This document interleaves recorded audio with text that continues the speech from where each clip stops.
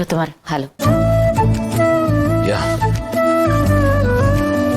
Thank you. ಮತ್ತೆ ಆ ಹುಡುಗನ ಬ್ಯಾಕ್ಗ್ರೌಂಡ್ ಚೆಕ್ ಮಾಡಿಸ್ತೀನಿ ಅಂತ ಹೇಳಿದ್ರಲ್ಲ, ಚೆಕ್ ಮಾಡಿಸಿದ್ರಾ? ಹಾ, ರಿಪೋರ್ಟ್ ಬಂತು. ಏನಂತ ಬಂತು? ಆಕ್ಚುಲಿ ಆ ಹುಡುಗ ನಮ್ಮ ಕಾರ್ಪೊರೇಟ್ ವೆಲ್ಫೇರ್ ಫಂಡ್ ಅಲ್ಲಿ ಓದಿರೋದು. ಅಂದ್ರೆ ಅವನಿಗೂ ನಮಗೂ ಸಣ್ಣ ಲಿಂಕ್ ಇದೆ ಅಂತ ಆಯ್ತು. ಒಂದ್ ಲೆಕ್ಕದಲ್ಲಿ ಬಹಳ ದೂರದ ಸಂಬಂಧಿ ಅಂತ ಹೇಳ್ಬೋದು. ಅಂದ್ರೆ ಅವ್ನ ಕಾಲೇಜ್ಗೆ ಹಾಸ್ಟೆಲ್ಗೆಲ್ಲ ನಮ್ಮ ಕಂಪ್ನಿನೇ ಸ್ಪಾನ್ಸರ್ ಮಾಡಿರೋದು. ಬ್ಯಾಕ್ ಗ್ರೌಂಡ್ ಎಲ್ಲ ಕ್ಲಿಯರ್ ಆಗಿದೆ, ಯಾವುದೇ ಕಪ್ಚುಕ್ಕೆ ಇಲ್ಲ. ಬಟ್ ನೀವು ಹೇಳ್ದಾಗೆ ಎಳೆ ಹುಡುಗ, ಬಿಡಿ ಮಾವಿನಕಾಯಿ ತರ. ಅದರ್ವೈಸ್ ನೈಸ್ ಗೈ, ನೋಡಕ್ಕೆ ಮುದ್ದಾಗಿದ್ದಾನೆ. ನನಗಂತೂ ಓಕೆ ಅಂತ ಅನಿಸ್ತು. ಬದುಕಕ್ಕೆ ಬೇಕಾಗಿರೋದು ಮನ್ಸರಿ, ವಯಸ್ಸಲ್ಲ. ಗಂಡನ ವಯಸ್ಸು ಹೆಂಡತಿ ವಯಸ್ಸಿಗಿಂತ ಜಾಸ್ತಿ ಇರಬೇಕು ಅನ್ನೋದು ಸಹಜ. ಬಟ್ ಇಲ್ಲಿ ಸ್ವಲ್ಪ ಉಲ್ಟಾಗಿದೆ, ಅದ್ರಲ್ಲಿ ತಪ್ಪೇನಿದೆ? ಈಗ ಗಂಡನ ವಯಸ್ಸು ಜಾಸ್ತಿ ಇರಬೇಕು ಅನ್ನೋದು ಎಷ್ಟು ಸಹಜನೋ, ಹಾಗೆ ಹುಡುಗಿ ವಯಸ್ಸು ಕೂಡ ಜಾಸ್ತಿ ಇರ್ಬೋದು ಅನ್ನೋದು ಯಾಕೆ ಸಹಜ ಅಂತ ಅನ್ನಿಸ್ಬಾರ್ದು ಅಲ್ವಾ? ಇವೆಲ್ಲ ನಾವು ಮಾಡ್ಕೊಂಡಿರೋದು. ಹೀಗೆ ಇರಬೇಕು ಅಂತ ಯಾವುದೇ ರೂಲ್ಸ್ ಇಲ್ಲ. And every rule has an exception. ಈಗ ನಿಮ್ಮ ಅಭಿಪ್ರಾಯ ಹೇಳಿ. ನಿಮಗೆ ಓಕೆ ಆದ್ಮೇಲೆ ನಾನು ಇನ್ನೇನು ಹೇಳೋದು? ಬಟ್ ಮದುವೆ ಮಾತುಕತೆನ ಹೇಗೆ ಮುಂದುವರ್ಸೋದು ಅಂತ ಯೋಚನೆ ಮಾಡ್ತಿದ್ದೀನಿ. ಅಪ್ಪ ಅಮ್ಮ ಇಲ್ವಲ್ಲ? ಅಪ್ಪ ಅಮ್ಮ ಇಲ್ಲ ಅಂದ್ರೆ ಇಲ್ಲ ಅಷ್ಟೇ. ಈಗ ಒಂದು ಕೆಲಸ ಮಾಡೋಣ, ಮತ್ತೆ ಅವನನ್ನ ಮನೆಗೆ ಕರ್ಸೋಣ. ನೀವು ನಿಮ್ಮ ಒಪಿನಿಯನ್ ಹೇಳಿ, ನಾನು ನನ್ನ ಒಪಿನಿಯನ್ ಹೇಳ್ತೀನಿ.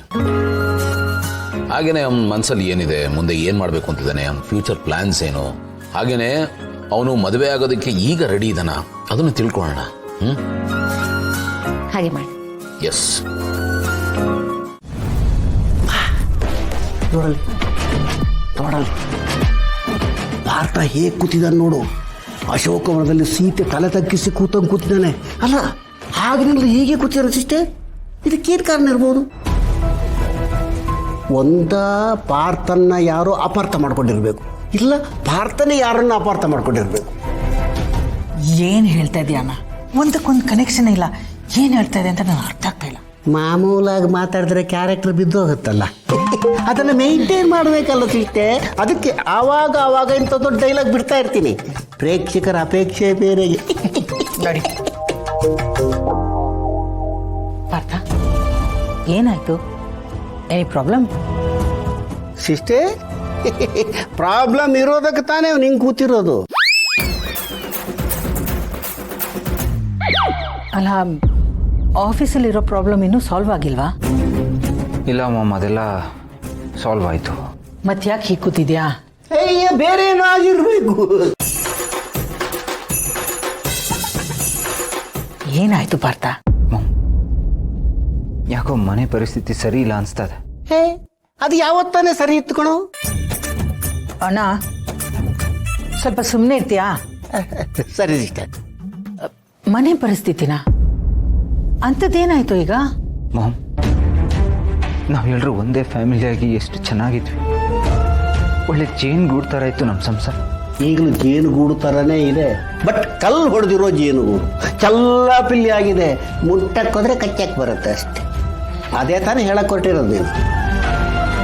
ಹೌದು ಮಾವ, ಎಲ್ಲರೂ ಒಂದೊಂದು ದಿಕ್ಕಾಗ್ಬಿಟ್ವಿ. ನಮ್ಮ ಮಧ್ಯೆನೇ ಎಷ್ಟೊಂದು ಡಿಫ್ರೆನ್ಸ್, ಡಿಸ್ಟೆನ್ಸ್, ಸೀಕ್ರೆಟ್ಸ್ಗಳಾಗೋಯ್ತು. ಈಗೇನಾಯ್ತು ಅಂತ ಹೀಗೆ ಹೇಳ್ತಾ ಇದೀಯಾ? ಯಾವುದ್ರ ಬಗ್ಗೆ ಮಾತಾಡ್ತಾ ಇದೀಯಾ? ಮಾವನ ಮನೆಯವ್ರ ಜೊತೆ ಅಣ್ಣ ಅದಕ್ಕೆ ಕಾಂಟ್ಯಾಕ್ಟಲ್ಲಿದ್ದಾರೆ. ಅವನ ಮಕ್ಕಳನ್ನೆಲ್ಲ ಅಲ್ಲಿ ಕರ್ಕೊಂಡು ಹೋಗ್ತಾನೆ. ಆದ್ರೆ ನಮಗೆ ಮಾತ್ರ ಅವನ್ನ ನೋಡೋ ಭಾಗ್ಯನೇ ಇಲ್ಲ. ನಿಜವಾಗ್ಲೂ ತುಂಬ ಬೇಜಾರಾಗುತ್ತೆ ಮಾವ್. ವಾಟ್? ಅಲ್ಲಿಗೆಲ್ಲ ಹೋಗಿದ್ನಾ? ಅಣ್ಣ, ಏನು ಹೇಳ್ತಾ ಇದ್ದೇನೆ ಇವನು? ಮಾಮ್, ನನಗೂ ಗೊತ್ತಿಲ್ಲ. ಅಪೇಕ್ಷೆ ಅವ್ರು ಹೇಳಿದ್ರು. ಅವ್ರಿಗೂ ಎಲ್ಲಿದ್ದಾರೆ ಅಂತ ಗೊತ್ತಿಲ್ಲ. ಅವ್ರ ಮನೆಯವರು ಅವ್ರಿಗೂ ಹೇಳಿಲ್ಲ. ಅದಕ್ಕೆ ಜಗಳ ಮಾಡ್ಕೊಂಡು ಬಂದಿದ್ದಾರೆ. ಅಪೇಕ್ಷೆ ಹೇಳುವಾಗ ಹೋಗ್ಲಿ ಬಿಡು ಅಂತ ನಂಗೆ ಅನಿಸ್ತಾ ಇತ್ತು. ಆದರೆ ಇವಾಗ ಒಬ್ಬನೇ ಕೂತ್ಕೊಂಡು ಯೋಚನೆ ಮಾಡುವಾಗ ಅವ್ರು ಹೇಳಿದ್ ಕರೆಕ್ಟ್ ಅಂತ ಅನಿಸ್ತಾ ಇದೆ ಮಾವು. ಯಾರೊಬ್ರು ಕೂಡ ಈ ವಿಷಯ ನಮ್ಮ ಹತ್ರ ಹೇಳಿಲ್ಲ. ಎಲ್ಲದನ್ನೂ ನಮ್ಮಿಂದ ಮುಚ್ಚಿಟ್ಟಿದ್ದಾರೆ. ಆದರೆ ಅದರ ಅರ್ಥ ನಾವೆಲ್ಲರೂ ನಂಬಿಕೆನೂ ಕಳ್ಕೊಂಡ್ಬಿಟ್ಟಿದೀವ ಮಾಮ್. ಅಣ್ಣ, ಪಾರ್ಥ ಹೇಳಿದ್ ಕೇಳಿಸ್ಕೊಂಡ್ರ? ಅಂದ್ರೆ ಇಲ್ಲೇ ಎಲ್ಲೋ ಸುತ್ತಮುತ್ತ ಇದ್ದಾನೆ. ಆದ್ರೂ ಈ ಮನೆಗೆ ಬರ್ತಾ ಇಲ್ಲ. ಅವನು ನಮ್ಮ ಬಗ್ಗೆ ಏನ್ ಅನ್ಕೊಂಡಿರ್ಬೋದಣ್ಣ? ಅಯ್ಯ ಸಿಸ್ಟರ್, ನೀನಾಕೆ ಇಷ್ಟೊಂದು ಗಾಬರಿ ಆಗ್ತಾ ಇದೀಯಾ? ಸುಮ್ಮನೆ ಹೆದರ್ಕೋತಾ ಇದೆಯಲ್ಲ. ಸಿಸ್ಟರ್, ನೀನು ಅವನ ಬಗ್ಗೆ ತಲೆನೇ ಕೆಡಿಸ್ಕೋಬೇಡ. ಅವನಿಂದ ಏನು ನಡೆಯಲ್ಲ.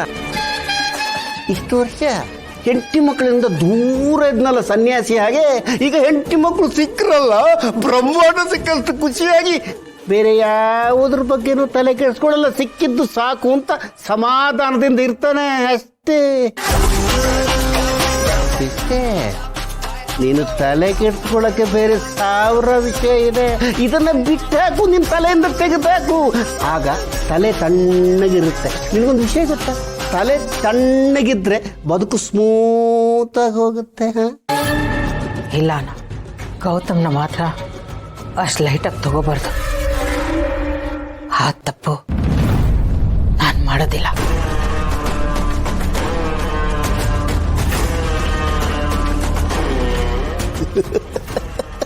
ತಪ್ಪು ಮಾಡಲ್ಲ, ಬೇಕಾದಷ್ಟು ಮಾಡಿ ಆಗಿದೆಯಲ್ಲ.